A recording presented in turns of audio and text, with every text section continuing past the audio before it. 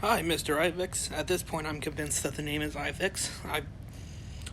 I wasn't planning on making another video right now, especially on you, but you made another Dragon Ball video, once again claiming that Dragon Ball characters are only star level at best. And seeing as though that you've made, this is now, the 6th video on Death Battle? I figured any claim that you can make on me, I could easily make on you for Death Battle. So, let's get into this.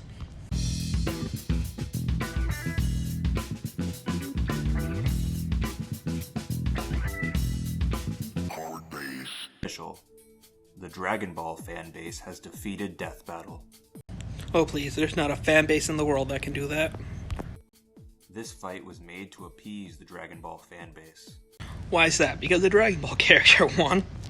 You sound as smart and intelligent as people who say the only reason why Uchiha would win a fight is because the person's biased towards Uchiha. Beerus won this fight, despite the fact that he shouldn't have. You really like Sailor Moon or really don't like Dragon Ball? Death Battle's entire argument is using Beerus' shockwaves to claim that he is universal. I know, how stupid of them. How dare they take something that's stated to be universal and compare that to something making someone universal. That's ridiculous. That's like watching a wrecking ball destroy a wall and saying that that wrecking ball can't destroy a wall. At this point, you should know I'm just having fun with you. You clearly have no idea what you're talking about. You're what you call someone out of their depth. In their fight over the fate of the Earth, they almost destroyed the whole universe. The reason that the waves put the universe in danger is because they became more powerful the farther they traveled. What do you mean jet planes can move at the speed of sound? That's ridiculous. They get faster and faster as they go. They don't move at the sound of speed. No sorry, not at all. Not a thing that happens. You're not your final speed, you are your beginning speed. Just like you are your beginning power, not your finishing power. Any intelligent person would know this. The waves gained energy as they traveled. This means that whatever energy they have when they are far away from the epicenter is not because of Beerus. No, I agree completely. It's not like Beerus made that wave at 70% power, or even less. The epicenter of the waves couldn't even destroy the Earth, so the feat is below planet level. And yet somehow Beerus can tap a planet out of existence? You know what? Just in fact, I was saving this for something else, but you know?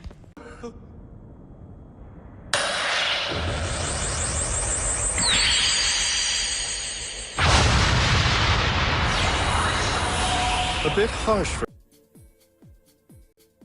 In addition, the waves were only shown destroying a distant planet. They are even shown passing by a star, and the star is completely unharmed. This means that the waves, when they are far away from Goku and Beerus, are planet level at best. And humor me on this, or it means that the animators think this through 100%. I know that's weird, but I mean, considering what happened with Namek and Frieza in the 5-minute mark, I don't think it's too far-fetched. This is not a universal feat. Yeah, I mean, besides the fact that you obviously agree that the data books are canon, they say that not only is Cell universal, and Cell said that he's universal, and the fact that Deborah is the strongest him, who got kicked around by Majin Buu, who got kicked around by Super Saiyan 3 Goku, who got kicked around by Buhan, who could get kicked around by Kid Buu, who got absolutely destroyed by Beerus. Absolutely no reason to think that they're universal. And you're right, this is not a universal feat. It was only going to destroy the entire universe, which, once again, I might add, is actually 3 universes on top of each other, but no, not universal. How fast their galaxy spanning attacks were, Galaxia did have a slight edge in attack speed, but Beerus' Ultra Instinct made up for it. This is some of the absolute worst speed scaling that I've ever seen. Which is amazing because I've seen yours. You can't scale Beerus' attack speed to the speed of the waves. What? You can't? Why?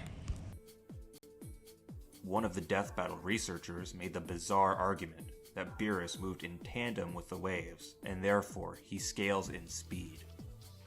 Hi, I'm back. Yes, it's now nighttime, and at this point I feel it's very important to point out that, yes, I'm going against you as far as disagreeing with Death Battle, but I do not agree with Death Battle on a lot of things. They are really stupid people. One of the Death Battle researchers made the bizarre argument that Beerus moved in tandem with the waves, and therefore he scales in speed. However, regular people were shown to move in tandem with the waves. Is this guy moving his mouth at quadrillions of times the speed of light? Is Bubbles moving at quadrillions of times the speed of light? This doesn't even make any sense. We can't use the visual representations of the waves to calculate speed for characters. The researcher says that Beerus' punch speed is around the same as the speed of the waves, ignoring the fact that the waves gained energy as they traveled through space. The animation for Dragon Ball really isn't always the best when it comes to showing these things, but really, someone talking is automatically going to go to combat speed? And yes, the waves are getting faster probably as they go out, but that doesn't mean that they're not already insanely fast as they go out. So, please try again. Both of them use attacks that span their whole universe in seconds. But remember, the Dragon Ball universe is much bigger than our own. Right, this universe is at least 9 times bigger than ours, and Beerus almost destroyed it all. The Dragon Ball universe is 9 times bigger than our own? Do you know where they got this information? I'll show you. Where? This image is from the blog of one of the Death Battle researchers. Do you see a problem with this picture? Yes, but it's not the problem that you think it is. Most of the enclosed area in the circle isn't actually a part of the universe. This is one of the most disingenuous things I've ever seen from Death Battle. Really, because looking at this picture for any brief moment of time, I can see the one below is obviously been made to look smaller. The planets and all that are slightly smaller than the ones above. The thing isn't as wide as it should be and all that. If you properly just move it and do nothing else to it, the ring should go slightly out of the circle from that point. Also, it's directly stated in guides that Otherworld has a completely different scale than the mortal universe. So, let me get this straight. You'll use guides in order to prove that something isn't exactly the same size as something in a real world, yet you won't allow guides when it comes to statements such as, this character is universal in power. You know what we call that, right? That's called cherry picking. In diagrams of the Dragon Ball universe, Snake Way, which is 1 million kilometers long, is clearly shown. We can use Snake Way to determine the size of Otherworld. Except for the fact that this image that you're showing right here is not to scale as said by the writers of Dragon Ball. Otherworld is not the size of the mortal universe. It has a completely different physical scale. Using the size of the mortal universe to scale the size of Otherworld does not work. We got what could be considered a annoying double-edged blade here at that point. It could either be bigger or smaller to the living world. Considering that neither one has been said or stated even by you, this could either hurt your argument or go against it depending on how people want to look at it. Oh, pretty clear cut. That means Beerus is 9 times stronger than Galaxia. And I just realized, that doesn't even matter anyway, because even if it's just a little bit smaller than the living world, or only like half the size, we still got Hell, the Kaioshin realm, and all that, which are all stated to be universal size things, dimensions. So even if each one's only like half the size of the living world, that's still at least 2-3 times bigger than our universe. Especially if we consider the fact that the Dragon Ball universe is somewhat based off ours, which it isn't, considering that small planet here is really small planet there. Like, the Earth in Dragon Ball is a small planet. You know this, right? No, not only is Beerus not universal, but you also arrived at a bizarre and incorrect size estimate of the Dragon Ball universe. Hello, Pop. Meet Kettle. Beerus' skill set countered many of her own attacks. His energy nullification, for example, let him blast through plenty of her offensive options. Beerus is not universal. Yes, he is. Just because you say he's not doesn't mean he's not. It's highly unlikely that he would be able to nullify universal attacks.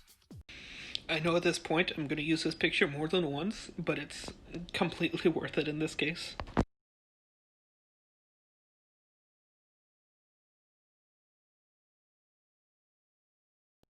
So we have all that, plus the guides, plus scaling, plus the creators all pointing out that Beerus is universal, and you still don't think Beerus is universal. This fight is not between two universal characters. This fight is between a real universe level character and a star level character.